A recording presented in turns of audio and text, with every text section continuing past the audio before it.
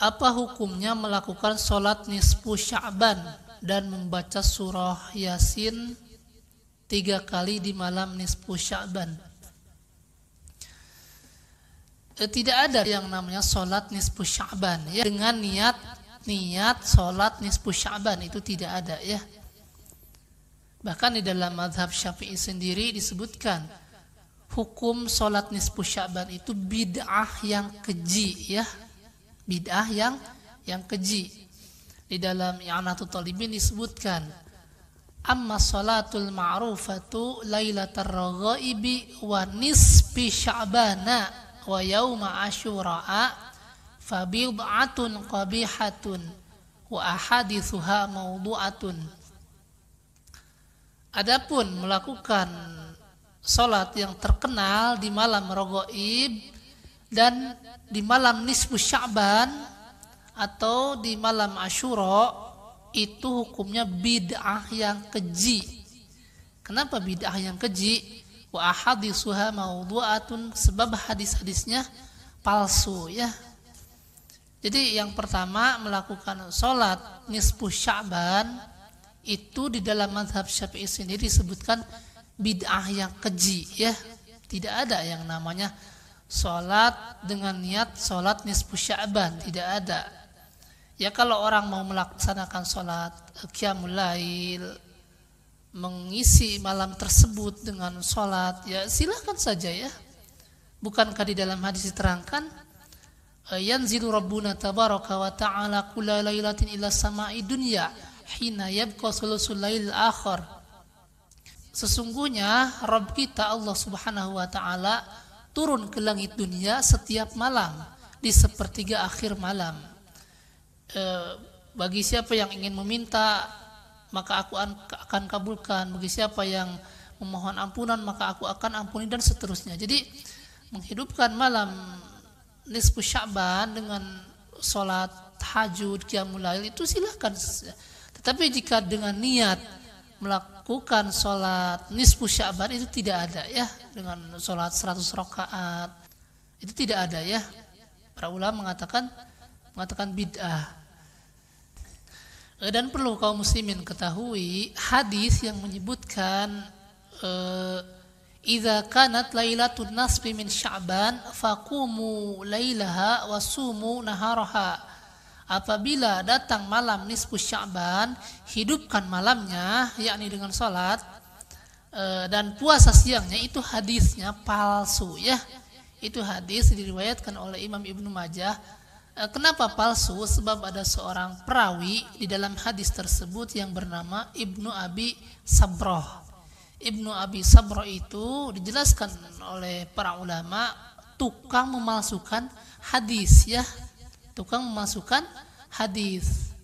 Seperti yang disebutkan oleh Al-Haytami bahwa Ibnu Abi Sabroh itu huwa matrukun, seorang perawi yang matruk, yang ditinggalkan ya. Begitupun disebutkan oleh Imam Ahmad dan Ibnu Ma'in bahwa Ibnu Abi Sabroh itu seorang perawi tukang memalsukan hadis ya. Jadi di dalam hadis tersebut, yakni hadis yang menyebutkan idza kanat lailatun nasfi min Sya'ban faqumu lailaha wasumu naharaha, apabila datang malam nisfu Sya'ban, hidupkan malamnya dan puasa siangnya, itu hadisnya palsu. Sebab ada perawi yang bernama Ibnu Abi Sabroh tukang memalsukan hadis. Jadi kita tidak boleh melakukan ibadah berhujah dengan hadis yang palsu ya. Adapun jika orang ingin melakukan puasa di bulan Sya'ban, ya silahkan saja. Orang melakukan puasa tanggal 15 misalnya, malamnya kan nisfu Sya'ban, siangnya melaksanakan puasa, itu bagus ya. Tetapi jangan ada keyakinan dengan hadis tersebut. Tidak. Kita mungkin niat puasa dengan puasa pertengahan bulan ya. Tanggal 13, 14, 15 kan itu sunnah puasa. Bahkan Nabi pun hampir full melakukan puasa di bulan Sya'ban, tetapi rujukannya bukan hadis yang barusan kami sampaikan. Jadi jika ada seseorang melaksanakan sholat nisfu Sya'ban dengan rujukan hadis yang barusan kami sampaikan, itu hadisnya palsu ya. Adapun jika seorang ingin melaksanakan qiyamul lail, tahajud semalaman, ya silahkan saja ya. Kemudian yang kedua, kenapa di malam nisfu Sya'ban harus membaca Yasin 3 kali? Kenapa? Dari mana hitungan tersebut dan dari mana dalil yang menyebutkan jika di malam nisfu Sya'ban harus membaca Yasin 3 kali? Dengan niat yang pertama ingin dipanjangkan umur, niat yang kedua ingin ditambah rezeki dan seterusnya. Jadi begini ikhwan, ibadah itu harus ada dalil, harus ada. Kan disebutkan di dalam kaidah seperti itu, al-aslu fil ibadah at-tahrim. Bukankah hukum asal ibadah itu dilarang? Jadi syarat terima amal itu ada 2. Yang pertama ikhlas, yang kedua ada perintahnya dari Nabi. Jika Nabi memerintahkan silahkan saja. Jika Nabi atau sahabat pernah melakukan ketika datang malam nisfu Sya'ban, Rasulullah dan para sahabat mereka membaca surah Yasin 3 kali. Itu silahkan saja jika ada hadis demikian ya. Tetapi kan tidak ada hadis yang menyebutkan Rasulullah dan para sahabat membaca Yasin 3 kali. Dan kenapa harus Yasin? Kenapa tidak surah Al-Baqarah yang panjang? Misalnya membaca surah Al-Baqarah 50 kali di malam nisfu Sya'ban. Kenapa tidak surah Al-Baqarah 50 kali misalnya? Jadi kalau Nabi tidak memerintahkan, kenapa kita melakukan ya? Jika ada dalil yang menyebutkan, misalnya ketika malam nisfu Sya'ban Nabi membaca surah Anu hitungannya berapa kali ya, silahkan saja kita ikuti. Tetapi jika Nabi tidak melakukan, sahabat tidak melakukan, ya kita mau ngikutin siapa ya? Orang kerja saja kalau tidak disuruh itu tidak dibayar, tidak digaji, apalagi beramal. Jadi di dalam beribadah itu bukan yang penting baik, bukan ini kan sudah kebiasaan masyarakat, ini kan sudah tradisi turun-temurun, bukan. Tetapi harus ada tidak dalilnya. Kalau Nabi atau sahabat melakukan amalan-amalan di malam nisfu Sya'ban, itu pasti akan diriwayatkan di dalam hadis yang banyak.